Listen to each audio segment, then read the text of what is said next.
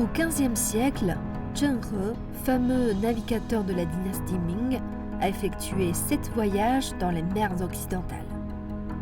Selon les archives, Zheng He était parti de la côte sud-est de la Chine, a traversé la mer de Chine méridionale, le détroit de Malacca, l'océan Indien, puis a visité le golfe Persique, la mer Rouge, avant de dépasser l'Asie occidentale et atteindre finalement la côte est de l'Afrique. À cette époque-là, la Chine et l'Afrique ont déjà établi des échanges commerciaux via la route maritime de la soie.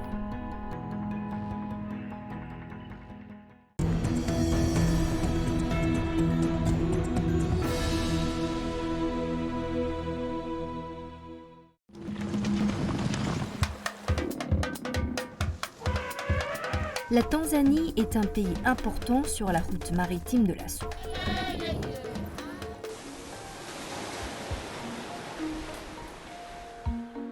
Au Musée national de Tanzanie, parviendrons-nous à trouver ces trésors et en traverser le temps aussi bien que d'incroyables distances ?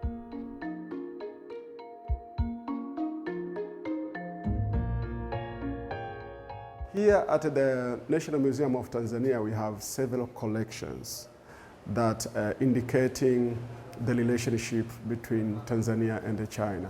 It is a long history that these people of 2 different continents have been in contact, especially the early contact.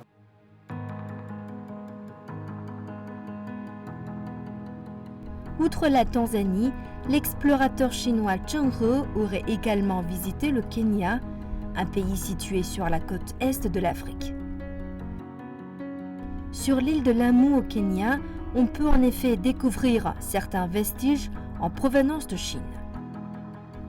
La porcelaine chinoise est arrivée sur l'île de Lamu par l'intermédiaire de la route maritime de la soie et s'est imposée comme un objet de décoration très populaire auprès des résidents locaux. Ces derniers transformaient des fragments de porcelaine en pendentifs, en bagues et autres bijoux et incrustaient même des fragments de porcelaine dans le sol des maisons ou dans l'encadrement des portes.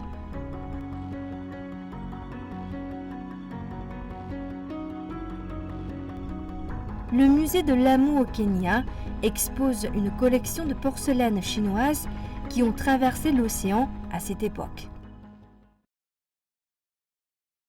Initially, porcelain comes through 2 significant routes. That's the Arabian Peninsula and the Indian Peninsula. Of course, these products found their way from as far as China, and they were traded to noble families on the East African coast.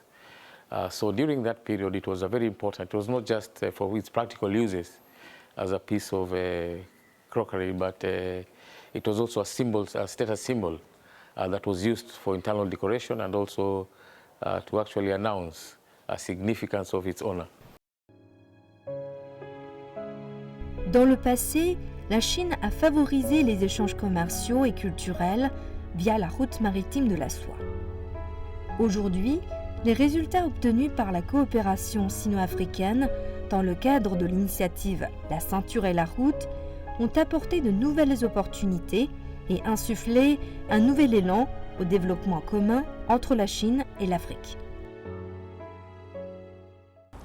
On peut dire que l'initiative La ceinture et la route est une sorte de prolongement de la route de la soie maritime et continentale. Et l'ambition est vraiment d'accélérer la connectivité entre peuples et entre civilisations. Et on peut dire que ça a été déjà lancé par ces 2 différentes routes de la soie.